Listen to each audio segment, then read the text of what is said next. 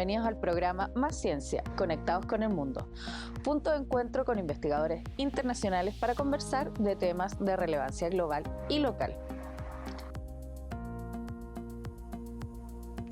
Si bien el Estado y las autoridades requieren adoptar medidas y decisiones extraordinarias para el combate de la pandemia, estas siempre deben de considerar el respeto a los derechos fundamentales de los ciudadanos. ¿Qué sucede con la protección de datos personales, especialmente los sensibles, cuando está en riesgo la salud pública?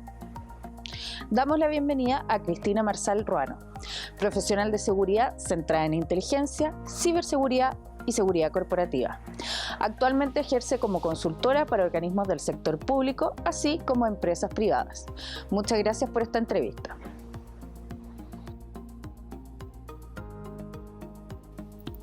Muchas gracias, Maripaz, a ti por la presentación y también por la invitación para hablar con vosotros hoy sobre la privacidad en la gestión de la crisis generada por el coronavirus. Durante las últimas semanas, el tema de la privacidad de los datos en el contexto de la pandemia se ha mencionado con frecuencia. ¿Qué información se puede recabar para evitar riesgos sanitarios y cómo se deben tratar? Sí, efectivamente la tecnología está siendo esencial a la hora de plantear las salidas o las respuestas que podemos dar en la gestión de esta crisis. Lo que se está haciendo y lo que se está proponiendo por parte de los gobiernos es emplear una metodología y una tecnología basada en Bluetooth que lo que hace es recopilar los contactos que se han producido entre personas de forma física.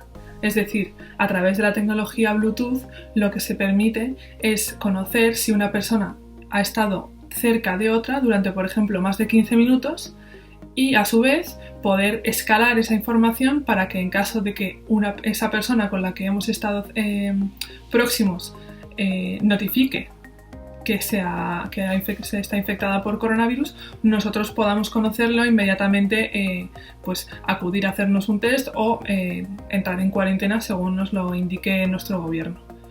¿Qué ocurre? Que esa información, que es muy importante, también puede generar una serie de problemáticas de privacidad si no se trata correctamente. Concretamente lo que ocurre es que existen diferentes modelos sobre cómo se puede tratar esta información. Por un lado, puede emplearse un modelo descentralizado en el cual el cruce entre la información que yo, como posible persona infectada por coronavirus, aporto a las autoridades sanitarias y la información que se envía al resto de usuarios se produce en mi propio teléfono en local, y es decir, que no se envía a un tercer lugar, como por ejemplo podría ser un servidor del gobierno. Mientras que en el modelo centralizado yo aporto esa información y tanto la información que yo aporto como toda la demás información sobre dónde yo he estado y todos los contactos que he tenido, en vez de gestionarse localmente en mi teléfono, se envía al gobierno y es el gobierno quien hace todos esos cruces en sus propios servidores.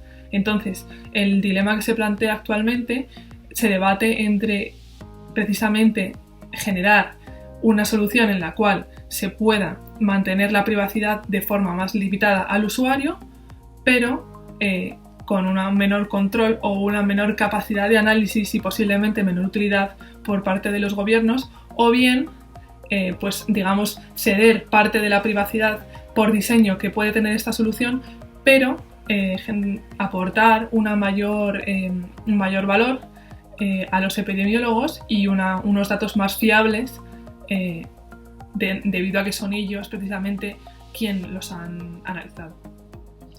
Byung-Chul Han afirma que se podría decir que en Asia las epidemias no la combaten solo los virólogos y epidemiólogos, sino sobre todo también los informáticos y los especialistas en macrodatos.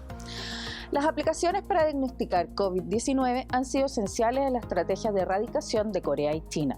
Sin embargo, el mismo autor señala que a causa de la protección de datos no es posible en Europa un combate digital del virus comparable al asiático. ¿Cuál es su opinión al respecto? Yo me atrevería a decir que en Europa, efectivamente, igual que en Asia, tanto los informáticos como los especialistas en datos van a tener mucho trabajo y van a poder aportar mucho en la gestión de esta crisis. La diferencia, efectivamente, es que en Europa existe una serie de garantías de privacidad aportadas por la normativa de protección de datos que no permiten implementar una solución ni remotamente parecida a lo que se ha aplicado en Asia.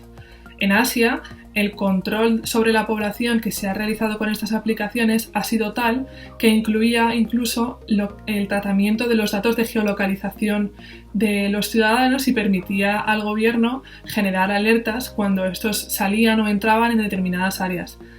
Esto, desde el punto de vista de protección de datos en Europa, sería impensable porque tenemos un principio por el cual el tratamiento de los datos tiene que ser siempre el mínimo posible para garantizar la consecución del objetivo. Entonces, si bien obviamente esta medida ha sido tremendamente útil en Asia, en Europa se está optando por una opción que no vulnera tanto la privacidad de los usuarios y sobre todo que garantice la privacidad por diseño, es decir, que no se trate de un modelo que permita, además de generar los objetivos que nosotros le estamos proponiendo, dar lugar a otro tipo de control que no esté necesariamente asociado con la enfermedad o que pueda ir más allá de lo estrictamente necesario para realizar el rastreo de los contagios.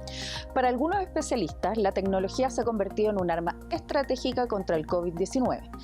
¿Cómo afecta esta pandemia el uso actual y futuro de la inteligencia artificial, sobre todo aquellas herramientas relacionadas con la obtención de datos?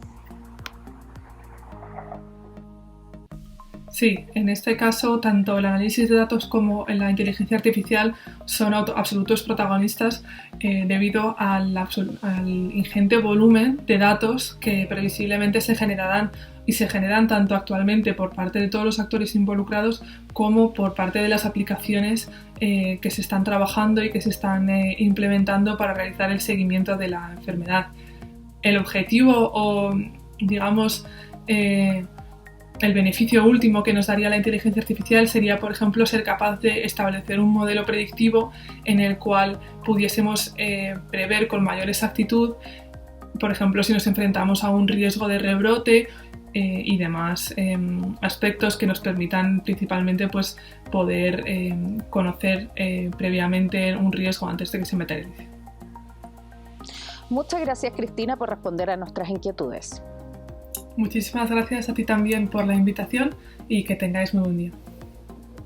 El almacenamiento y uso posterior de la información sobre las personas que se registran a través de diversas aplicaciones puede dar lugar a un futuro uso indebido y generar discriminación en acceso a empleo, seguro de salud e incluso educación.